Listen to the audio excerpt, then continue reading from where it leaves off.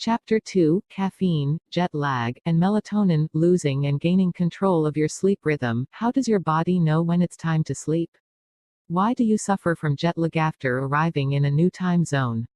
How do you overcome jet lag? Why does that acclimatization cause you yet more jet lag upon returning home? Why do some people use melatonin to combat these issues? Why and how does a cup of coffee keep you awake? Perhaps most importantly, how do you know if you're getting enough sleep? There are two main factors that determine when you want to sleep and when you want to be awake. As you read these very words, both factors are powerfully influencing your mind and body. The first factor is a signal beamed out from your internal 24-hour clock located deep within your brain. The clock creates a cycling, day-night rhythm that makes you feel tired or alert at regular times of night and day, respectively. The second factor is a chemical substance that builds up in your brain and creates a sleep pressure. The longer you've been awake, the more that chemical sleep pressure accumulates, and consequentially, the sleepier you feel. It is the balance between these two factors that dictates how alert and attentive you are during the day, when you will feel tired and ready for bed at night, and, in part, how well you will sleep. Got rhythm? Central to many of the questions in the opening paragraph is the powerful sculpting force of your 24-hour rhythm, also known as your circadian rhythm. Everyone generates a circadian rhythm, circa, meaning around, antient derivative of diem, meaning day. Indeed, every living creature on the planet with a lifespan of more than several days generates this natural cycle. The internal 24-hour clock within your brain communicates its daily circadian rhythm signal to every other region of your brain and every organ in your body. Your 24-hour tempo helps to determine when you want to be awake and when you want to be asleep. But it controls other rhythmic patterns, too. These include your timed preferences for eating and drinking, your moods and emotions, the amount of urine you produce, your core body temperature, your metabolic rate, and the release of numerous hormones. It is no coincidence that the likelihood of breaking an Olympic record has been clearly tied to time of day being maximal at the natural peak of the human circadian rhythm in the early afternoon. Even the timing of births and deaths demonstrates circadian rhythmicity due to the marked swings in key life-dependent metabolic, cardiovascular, temperature, and hormonal processes that this pacemaker controls. Long before we discovered this biological pacemaker, an ingenious experiment did something utterly remarkable: stopped time, at least, for a plant. It was in 1729 when French geophysicist Jean-Jacques Dortis de Mairan discovered the very first evidence that plants generate their own internal time. De Mairan was studying the leaf movements of a species that displayed heliotropism, when a plant's leaves or flowers track the trajectory of the sun as it moves across the sky during the day. De Mairan was intrigued by one plant in particular, called Mimosa pudica. Not only do the leaves of this plant trace the arching daytime passage of the sun across the sky's face, but at night, they collapse down, almost as though they had wilted. Then, at the start of the following day, the leaves pop open once again like an umbrella, healthy as ever. This behavior repeats each and every morning and evening, and it caused the famous evolutionary biologist Charles Darwin to call them sleeping leaves. Prior to de Mairan's experiment, many believed that the expanding and retracting behavior of the plant was solely determined by the corresponding rising and setting of the sun.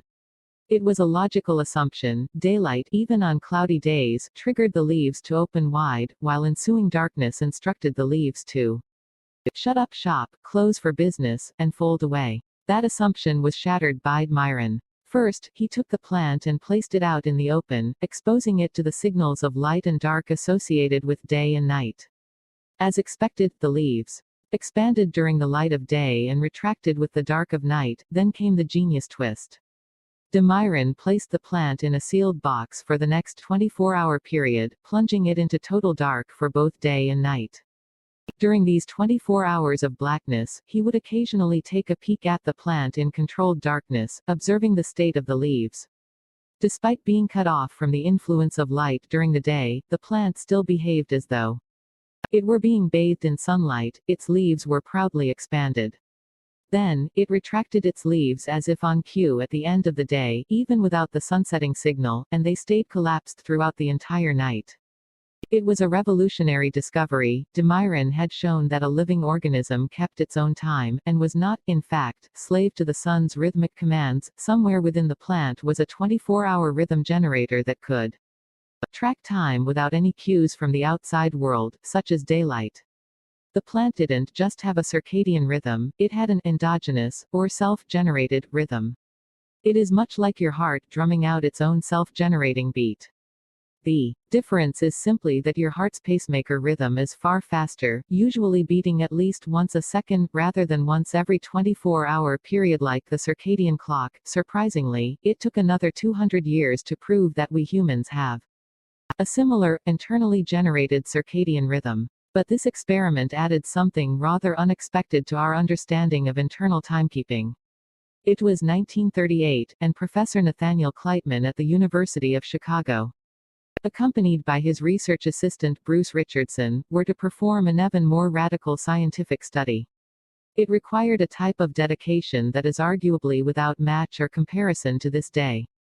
Kleitman and Richardson were to be their own experimental guinea pigs, loaded with food and water for 6 weeks and a pair of dismantled, high-standing hospital beds. They took a trip into Mammoth Cave in Kentucky, one of the deepest caverns on the planet, so deep, in fact, that no detectable sunlight penetrates its farthest reaches.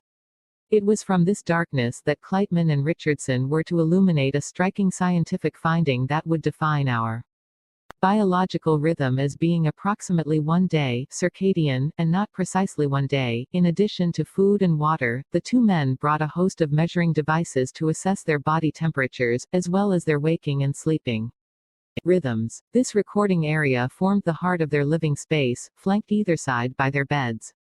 The tall bed legs were each seated in a bucket of water, castle-moat style, to discourage the innumerable small, and not so small, creatures lurking in the depths of Mammoth Cave from joining them in bed. The experimental question facing Kleitman and Richardson was simple: when cut off from the daily cycle of light and dark, would their biological rhythms of sleep and wakefulness, together with body temperature, become completely erratic, or would they stay the same as those individuals in the outside world exposed to rhythmic daylight? In total, they lasted 32 days in complete darkness. Not only did they aggregate some impressive facial hair, but they made 2 groundbreaking discoveries in the process. The first was that humans, like Demiron's heliotrope plants, generated their own endogenous circadian rhythm in the absence of external light from the sun. That is, neither Kleitman nor Richardson descended into random spurts of wake and sleep, but instead expressed a predictable and repeating pattern of prolonged wakefulness, about 15 hours. Paired with consolidated bouts of about 9 hours of sleep, the second unexpected, and more profound, result was that their reliably repeating cycles of wake and sleep were not precisely 24 hours in length, but consistently and undeniably longer than 24 hours. Richardson, in his 20s, developed a sleep-wake cycle of between 26 and 28 hours in length. That of Kleitman, in his 40s, was a little closer to, but still longer than, 24 hours. Therefore, when removed from the external influence of daylight, the internally generated day of each man was not exactly 24 hours, but a little more than that. Like an inaccurate wristwatch, whose time runs long, with each passing, real, day in the outside world, Kleitman and Richardson began to add time based on their longer, internally generated chronometry.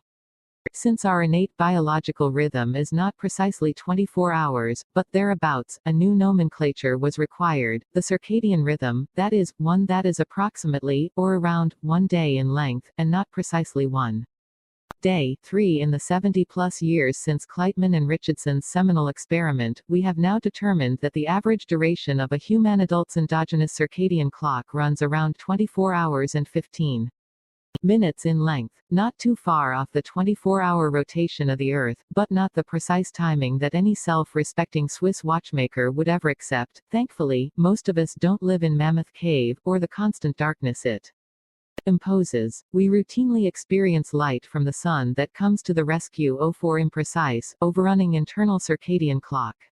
Sunlight acts like a manipulating finger and thumb on the side dial of an imprecise wristwatch.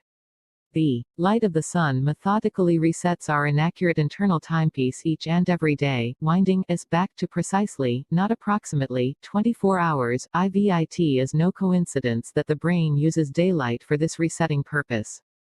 Daylight is the most reliable, repeating signal that we have in our environment since the birth of our planet, and every single day thereafter without fail, the sun has always risen in the morning and set in the evening.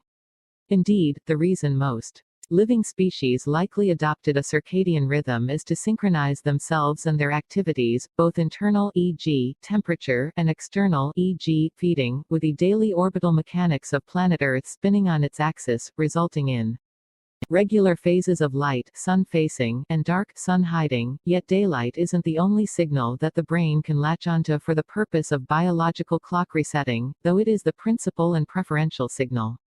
When present, so long as they are reliably repeating, the brain can also use other external cues, such as food, exercise, temperature fluctuations, and even regularly timed social interaction. All of these events have the ability to reset the biological clock, allowing it to strike a precise 24-hour note. It is the reason that individuals with certain forms of blindness do not entirely lose their circadian rhythm. Despite not receiving light cues due to their blindness, other phenomena act as their resetting triggers. Any signal that the brain uses for the purpose of clock resetting is termed a Zeitgeber, from the German time giver, or synchronizer. Thus, while light is the most reliable and thus the primary Zeitgeber, there are many factors that can be used in addition to, or in the absence of, daylight. The 24-hour biological clock sitting in the middle of your brain is called the suprachiasmatic, pronounced su-pra-chiasmatic nucleus.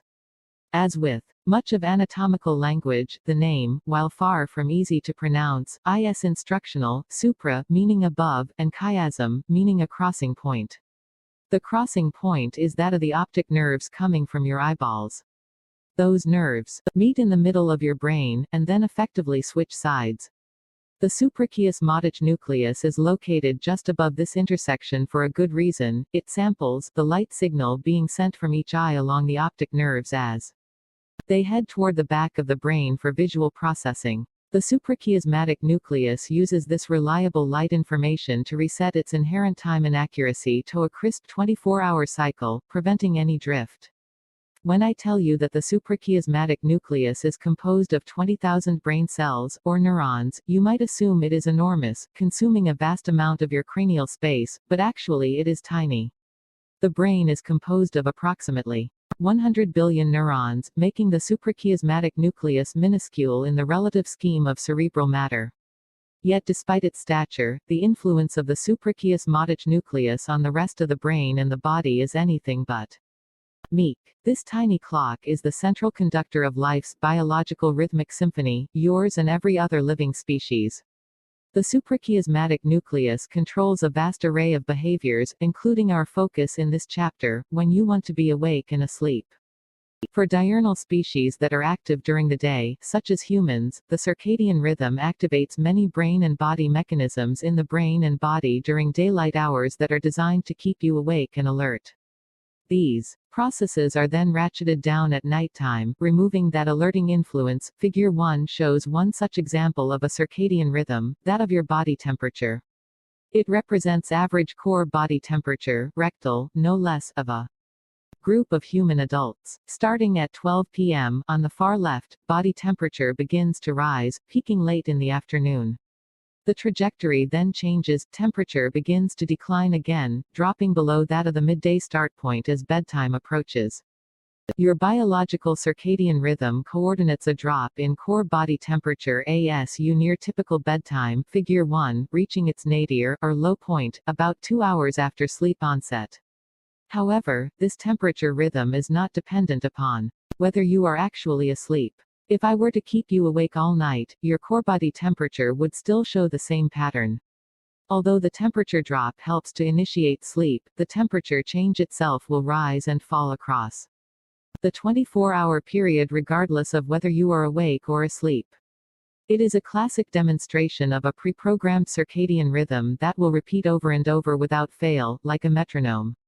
Temperature is just one of many 24-hour rhythms that the suprachiasmatic nucleus governs. Wakefulness and sleep are another. Wakefulness and sleep are therefore under the control of the circadian rhythm, and not the other way around.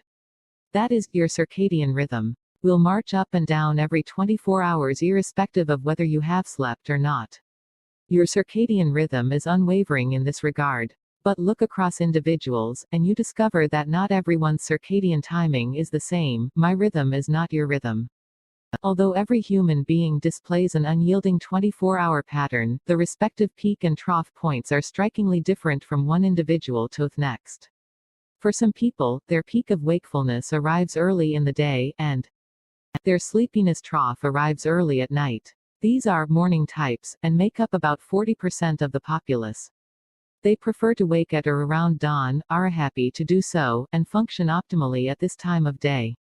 Others are evening types, and account for approximately 30% of the population. They naturally prefer going to bed late and subsequently wake up late the following morning, or even in the afternoon. The remaining 30% of people lie somewhere in between morning and evening types, with a slight leaning toward eveningness. Like myself, you may colloquially know these two types of people as morning larks and night owls, respectively. Unlike morning larks, night owls are frequently incapable of falling asleep early at night, no matter how hard they try. It is only in the early morning hours that owls can drift off. Having not fallen asleep until late, owls of course strongly dislike waking up early. They are unable to function well at this time, one cause of which is that, despite being awake, their brain remains in a more sleep-like state throughout the early morning. This is especially true of a region called the prefrontal cortex, which sits above the eyes, and can be thought of as the head office of the brain. The prefrontal cortex controls high-level thought and logical reasoning, and helps keep our emotions in check. When a night owl is forced to wake up too early, their prefrontal cortex remains in a disabled, offline state. Like a cold engine after an early morning start, it takes a long time before it warms up to operating temperature, and before that will not function efficiently. An adult's owlness or larkness, also known as their chronotype, is strongly determined by genetics. If you are a night owl, it's likely that one, or both, of your parents is a night owl. Sadly, society treats night owls rather unfairly on two counts. First is the label of being lazy, based on a night owl's want to wake up later in the day, due to the fact that they did not fall asleep until the early morning hours.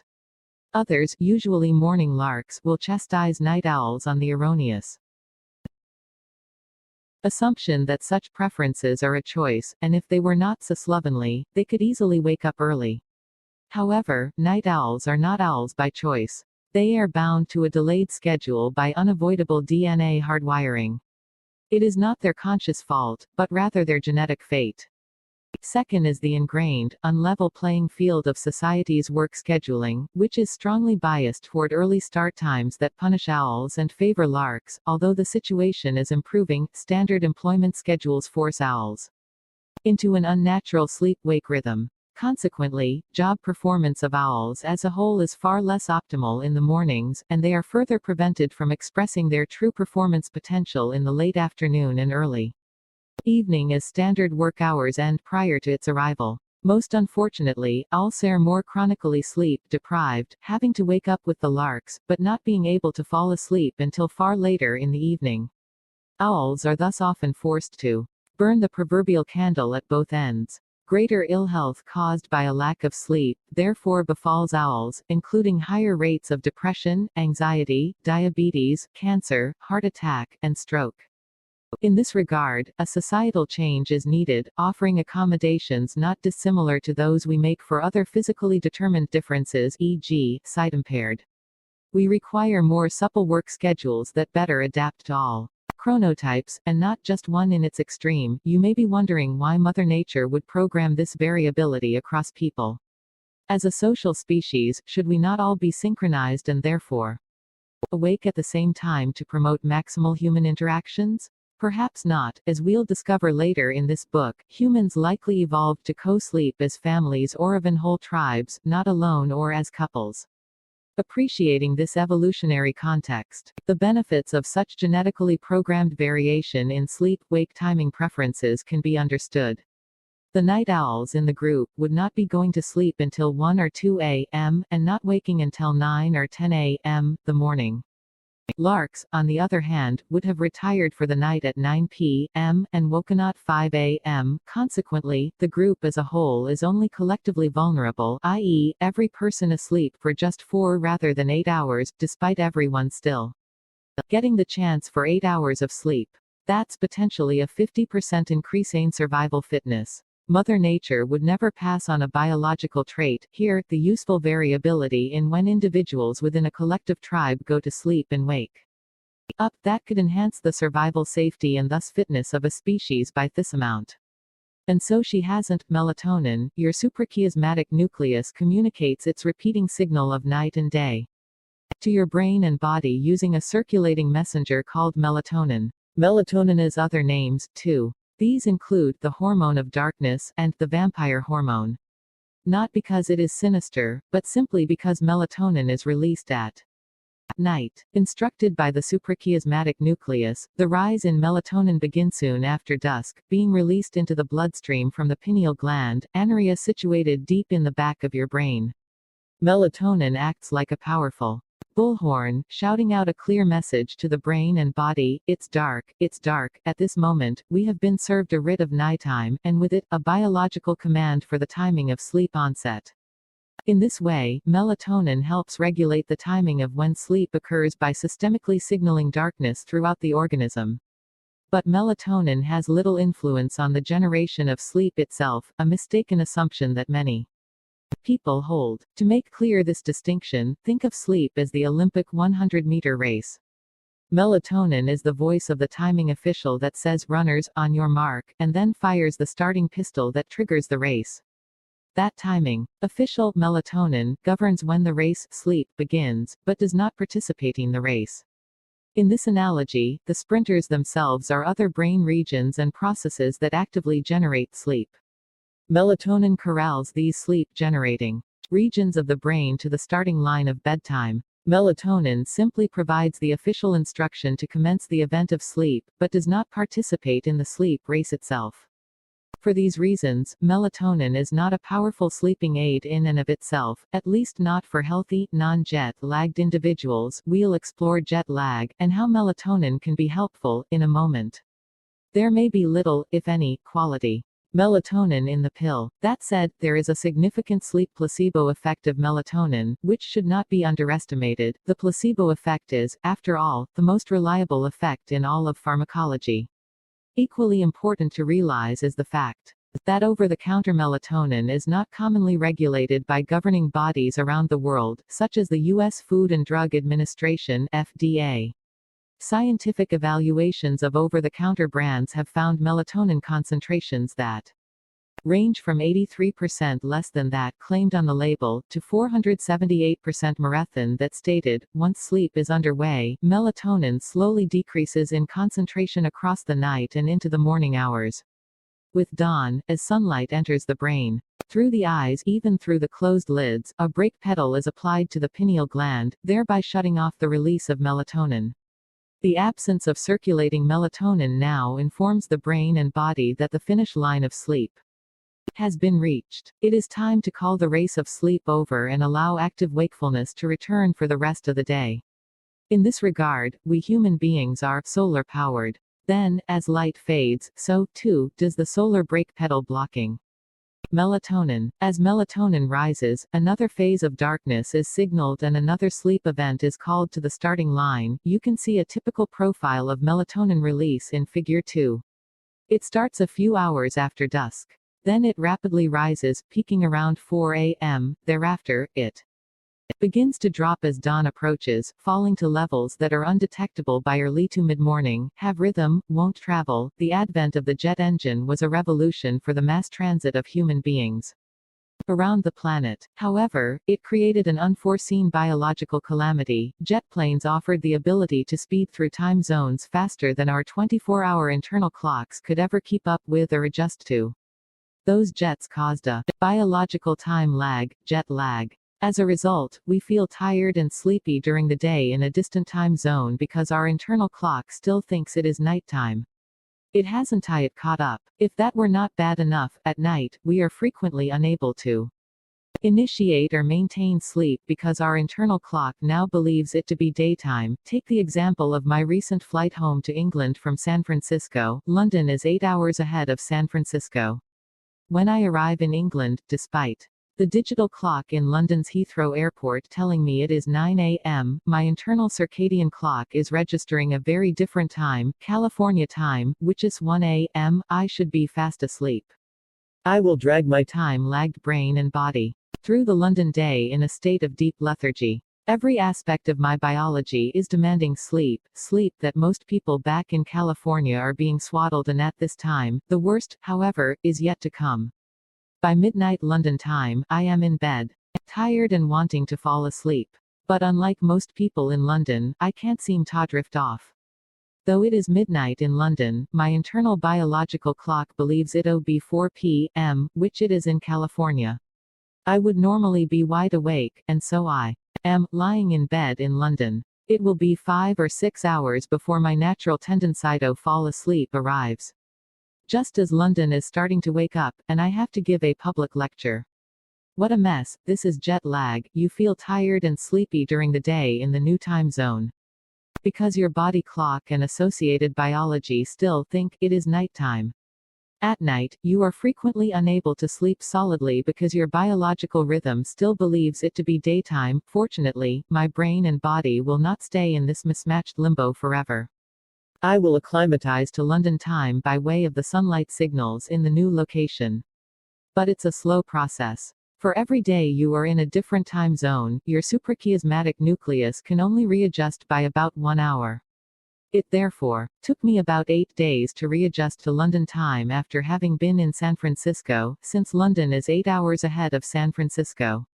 Sadly, after such epic efforts by my suprachiasmatic nucleus's 24-hour clock to drag itself forward in time and get settled in London, it faces some depressing news. I now have to fly back to San Francisco after 9 days. My poor biological clock has to suffer this struggle all over again in the reverse direction. You may have noticed that it feels harder to acclimate to a new time zone even traveling eastward than when flying westward. There are 2 reasons for this. First, the eastward direction requires that you fall asleep earlier than you would normally, which is a tall biological order for the mind to simply will into action. In contrast, the westward direction requires you to stay up later, which is a consciously and pragmatically easier prospect.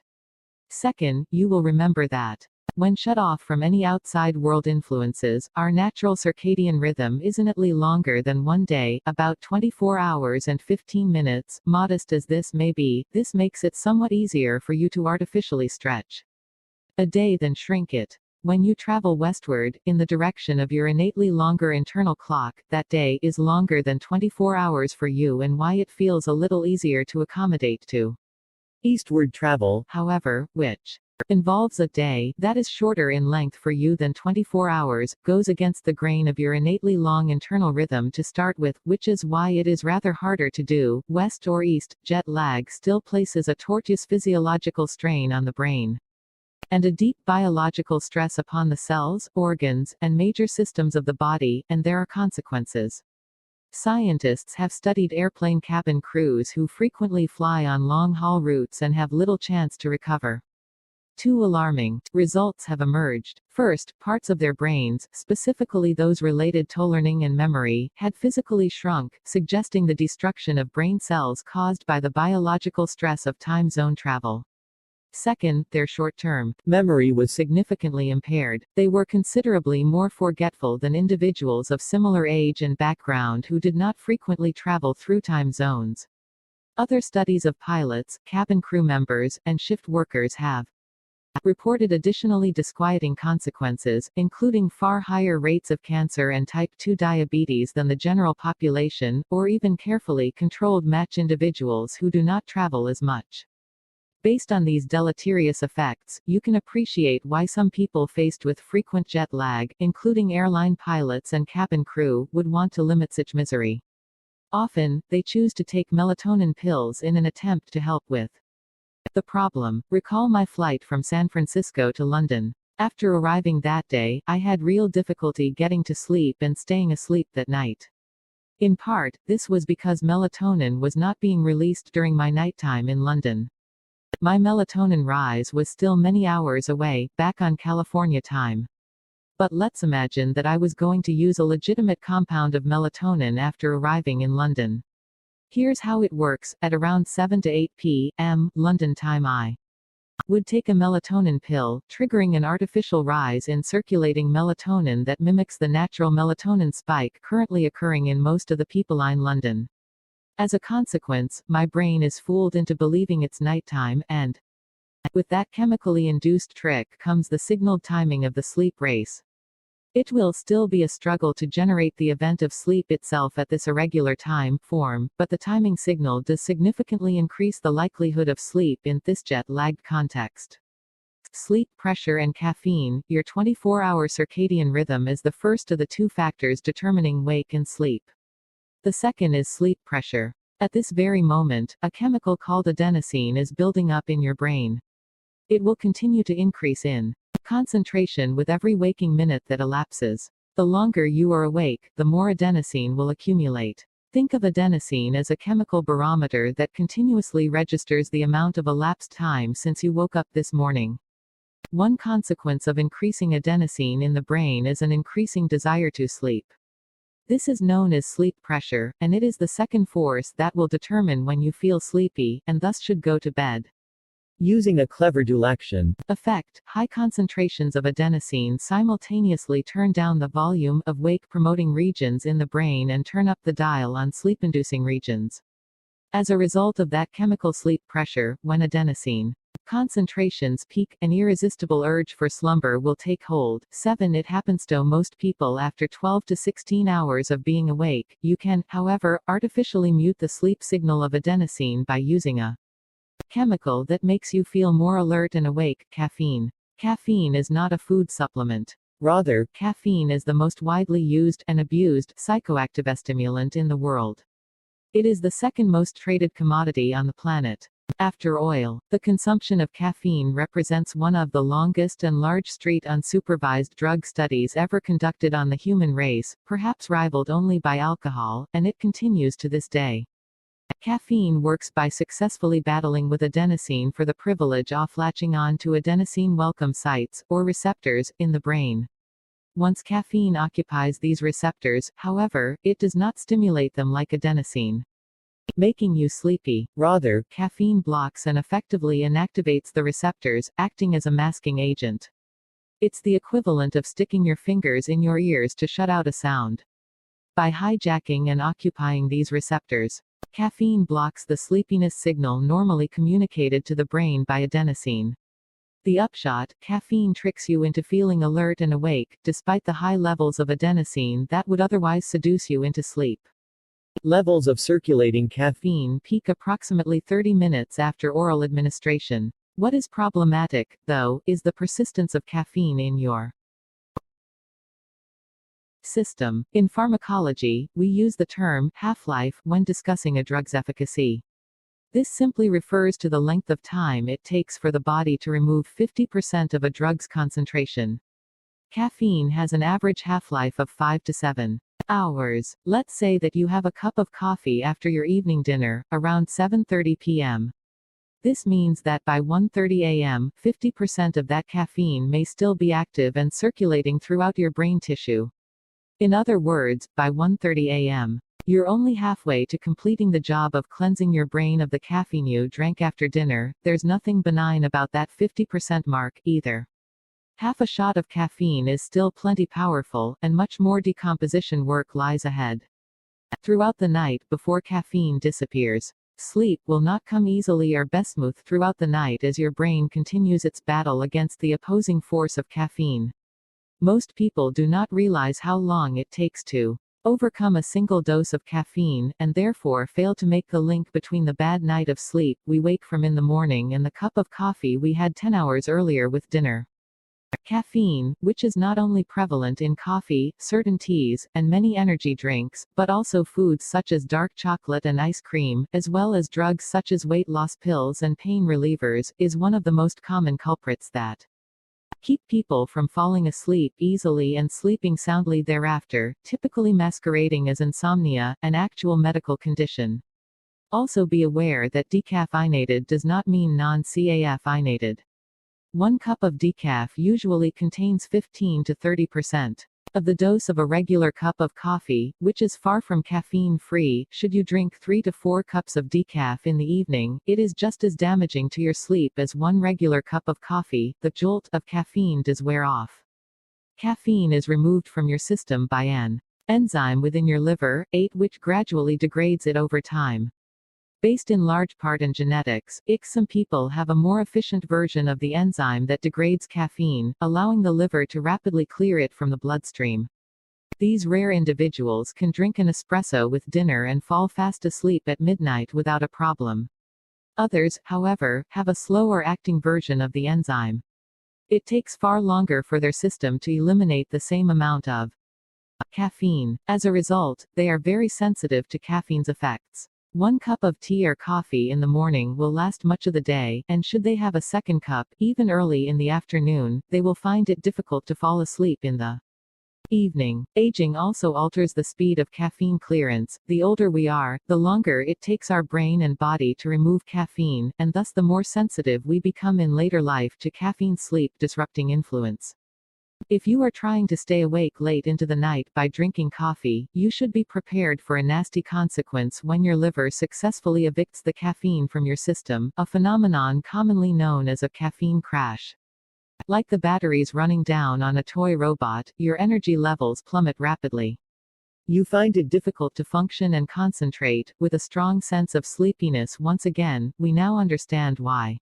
For the entire time that caffeine is in your system, the sleepiness chemical it blocks, adenosine, nevertheless continues to build up. Your brain is not aware of this rising tide of sleep-encouraging adenosine, however, because the wall of caffeine you've created is holding it back from your perception. But once your liver dismantles that barricade of caffeine, you feel a vicious backlash. You are hit with the sleepiness you had experienced 2 or 3 hours ago before you drank that cup of coffee, plus all the extra adenosine that has accumulated in the hours in between, impatiently waiting for caffeine to leave. When the receptors become vacant by way of caffeine decomposition, adenosine rushes back in and smothers the receptors.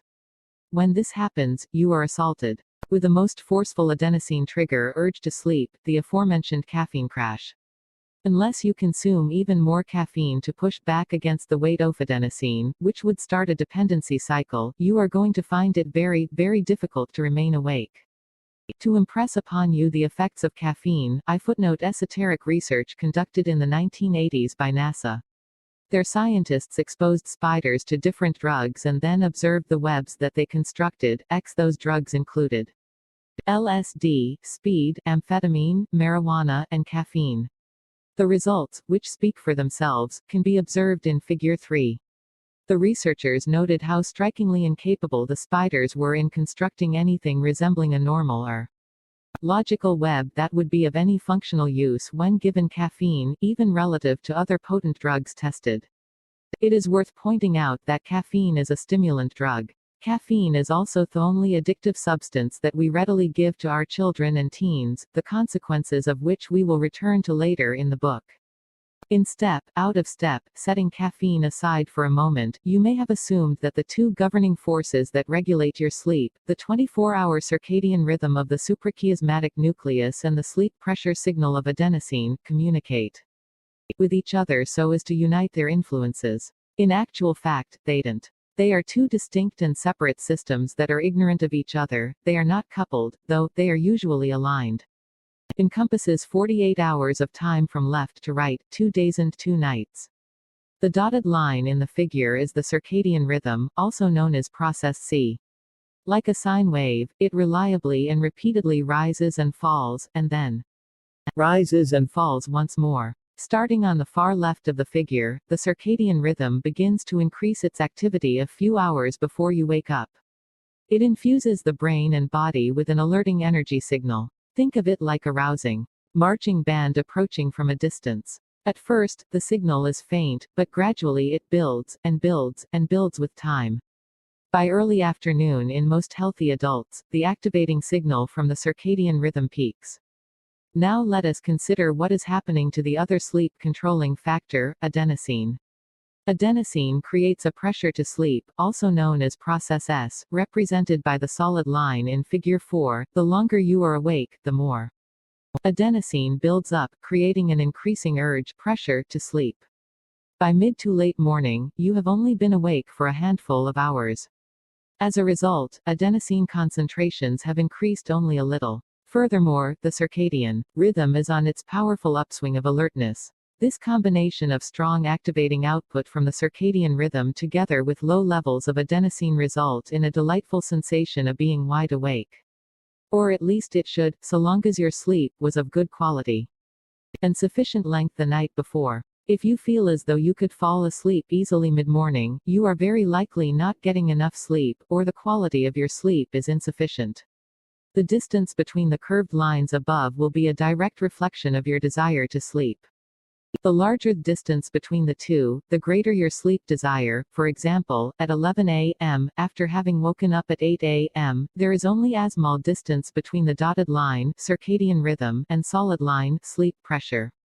Illustrated by the vertical double arrow in Figure 5. This minimal difference means there is a weak sleep drive, and a strong urge to be awake and alert.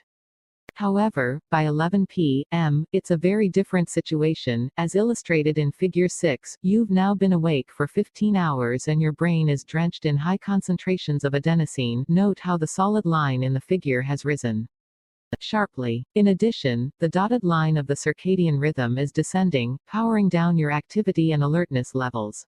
As a result, the difference between the two lines has grown large, reflected in the long vertical double arrow in Figure 6. This powerful combination of abundant adenosine, high sleep pressure, and declining circadian rhythm, lowered activity levels, triggers a strong desire for sleep. What happens to all of the accumulated adenosine once you do fall asleep? During sleep, a mass evacuation gets underway as the brain has the chance to degrade and remove the day's adenosine. Across the night, sleep lifts the heavy weight of sleep pressure, lightening the adenosine load. After approximately 8 hours of healthy sleep in an adult, the adenosine purge is complete. Just as this process is ending, the marching band of your circadian activity rhythm has fortuitously returned, and its energizing influence starts to approach. When these two processes trade places in the morning hours, wherein adenosine has been removed and the rousing volume of the circadian rhythm is becoming louder, indicated by the meeting of the two lines in Figure 6, we naturally wake up 7 a.m. On day 2, in the figure example. Following that full night of sleep, you are now ready to face another 16 hours of wakefulness with physical vigor and sharp brain function, Independence Day and night. Have you ever pulled an all-nighter, foregoing sleep and remaining awake throughout the following day?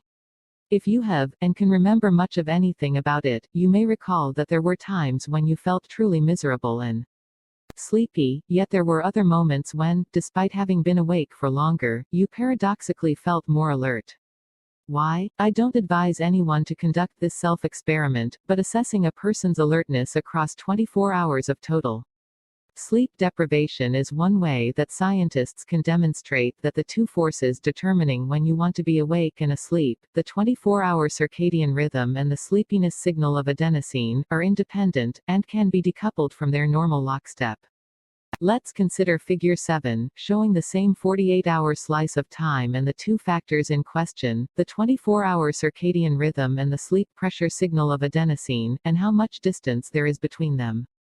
In this scenario, our volunteer is going to stay awake all night and all day.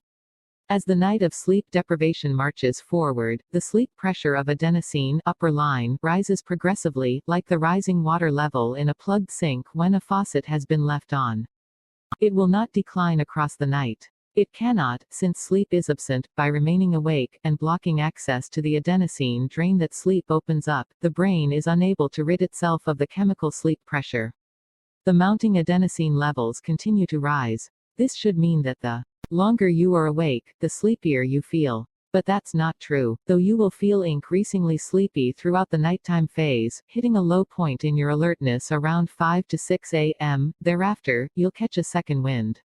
How is this possible when adenosine levels and corresponding sleep pressure continue to increase? The answer resides with your 24-hour circadian rhythm, which offers a brief period of salvation from sleepiness. Unlike sleep pressure, your circadian rhythm pays no attention to whether you are asleep or awake. Its slow, rhythmic countenance continues to fall and rise strictly on the basis of what time of night or day it is.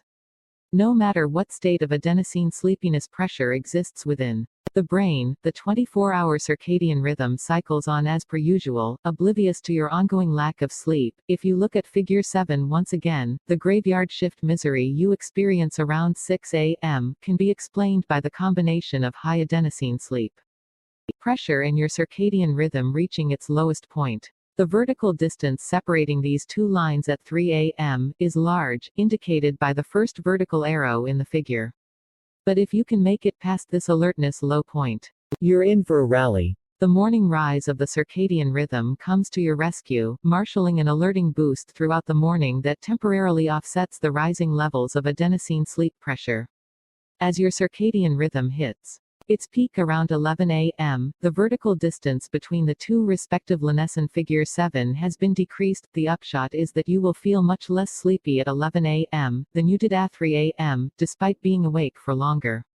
Sadly, this second wind doesn't last. As the afternoon lumbers on, the circadian rhythm begins to decline as the escalating adenosine piles on the sleep pressure. Come late afternoon and early evening, any temporary alertness boost has been lost. You are hit by the full force of an immense adenosine sleep pressure. By 9 p.m., there exists a towering vertical distance between the two lines in Figure 7. Short of intravenous caffeine or amphetamine, sleep will have its way, wresting your brain from the now weak grip of blurry wakefulness, blanketing you in slumber. Am I getting enough sleep? Setting aside the extreme case of sleep deprivation, how do you know whether you're routinely getting enough sleep? While a clinical sleep assessment is needed to thoroughly address this issue, an easy rule of thumb is to answer two simple questions. First, after waking up in the morning, could you fall back asleep at 10 or 11 a.m.? If the answer is yes, you are likely not getting sufficient sleep. Quantity and/or quality. Second, can you function optimally without caffeine before noon? If the answer is no, then you are most likely self-medicating your state of chronic sleep deprivation. Both of these signs you should take seriously and seek to address your sleep deficiency. They are topics, and a question, that we will cover in depth in chapters 13 and 14 when we speak about the factors that prevent and harm your sleep, as well as insomnia and effective treatments. In general, these unrefreshed feelings that compel a person to fall back asleep mid-morning, or require the boosting of alertness with caffeine, are usually due to individuals not giving themselves adequate sleep opportunity time, at least 8 or 9 hours in bed. When you don't get enough sleep, one consequence among many is that adenosine concentrations remain too high. Like an outstanding debt on a loan, come the morning, some quantity of yesterday's adenosine remains. You then carry that outstanding sleepiness balance throughout the following day. Also, like a loan in arrears, this sleep debt will continue to accumulate. You cannot hide from it. The debt will roll over into the next payment cycle, and the next, producing a condition of prolonged, chronic sleep deprivation from one day to another. This outstanding sleep obligation results in a feeling of chronic fatigue, manifesting in many forms of mental and physical ailments that are now rife throughout industrialized nations. Other questions that can draw out signs of insufficient sleep are, if you didn't set an alarm clock, would you sleep past that time? If so, you need more sleep than you are giving yourself. Do you find yourself at your computer screen, reading and then rereading, and perhaps rereading again, the same sentence? This is often a sign of a fatigued, underslept brain. Do you sometimes forget what color the last few traffic lights were while driving? Simple distraction is often the cause. But a lack of sleep is very much another culprit. Of course, even if you are giving yourself plenty of time to get a full night of next day fatigue and sleepiness can still occur because you are suffering from an undiagnosed sleep disorder, of which there are now more than 100. The most common is insomnia, followed by sleep-disordered breathing, or sleep apnea, which includes heavy snoring. Should you suspect your sleep or that of anyone else to be disordered, resulting in daytime fatigue, impairment, or distress, speak to your doctor immediately and seek a referral to a sleep specialist. Most important in this regard, do not seek sleeping pills as your first option. You will realize why I say this come chapter 14, but please feel free to skip right to the section on sleeping pills in that chapter if you are a current user, or considering using sleeping pills in the immediate future. In the event it helps, I have provided a link to a questionnaire that has been developed by sleep researchers that will allow you to determine your degree of sleep fulfillment, 11 called SATED. It is easy to complete, and contains only 5 simple questions.